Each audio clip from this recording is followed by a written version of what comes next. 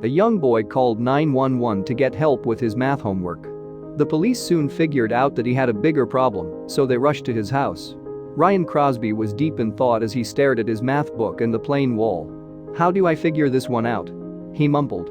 The 8-year-old needed help with a few math problems on a project he had to turn in the next day. He was looking for step-by-step answers, but not even the internet had them. Ryan picked up the phone and called 911 at that point. 911. "What's the matter?" said the operator. Even though the emergency unit in that part of Madison had been called out before, this one was different. "Once more? You want help with math?" the dispatcher yelled when he heard Ryan.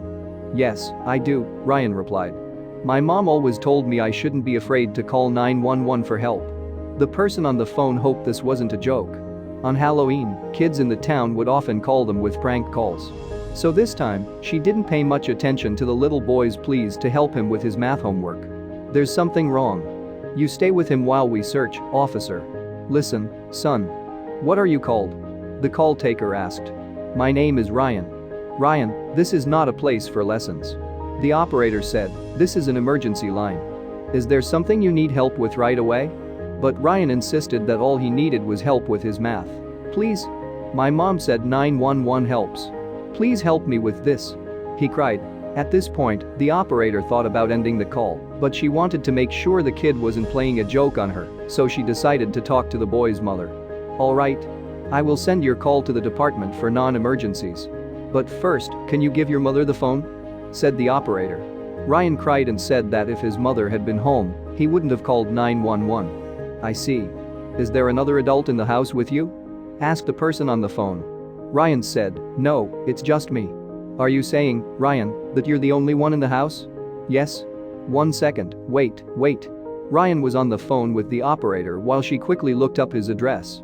The police went to the boy's house right away and found him home alone at 10 p.m. "Hello, Ryan. What happened to your mom?" an officer asked Ryan. "How long have you been alone in the house?" The boy said that when he got home from school that day, the house was empty. "I was carrying the spare keys." The police thought there was something wrong. They tried to call Matilda, Ryan's mother, but her phone was off. "There's something wrong. Officer, you stay with him while we look for him," the other cop told him. Soon after, the officer got a call from the control room, telling him where Matilda's phone had been the last time it worked. What's happening? Where's my mom?" Ryan was sad. One officer stayed with him while the others in the patrol car rushed to the scene. With the coordinates, the police were able to get to the edge of town. "Her phone was last used here. Go ahead and look around here," the officer said, pointing to a remote area where an old, empty mill stood. After looking around for half an hour, the police didn't find anything. Soon, a canine came to help them do their job. They took Matilda's old scarf from her house and made the dog sniff it. In just a few seconds, Canine Caesar changed the way the police were going. 10 minutes later, when they got there, they found a car stuck in the middle of an empty road. "Officers, back up. Warning," the officer said. As they got closer to the spot, they surrounded the car. When they looked inside, they saw Matilda still lying on the seat. The officer yelled, "Let's get her out of there." After 10 minutes, an ambulance showed up, and Matilda was rushed to the hospital. "Is that Mrs. Crosby? Are you okay?" After Matilda woke up, the police officer asked her, "Could you tell us what happened, please?" It turned out that Matilda had gone to the next door town that morning to see her sister. "I wanted to do some shopping on the way, so I cut through here," she said. "But I passed out while driving, and I don't know what happened after that." The doctor later said that Matilda had passed out because she was too hot.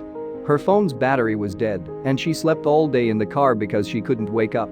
She was lucky that a window was open, so she didn't die. The police officer told Matilda how they were able to find her.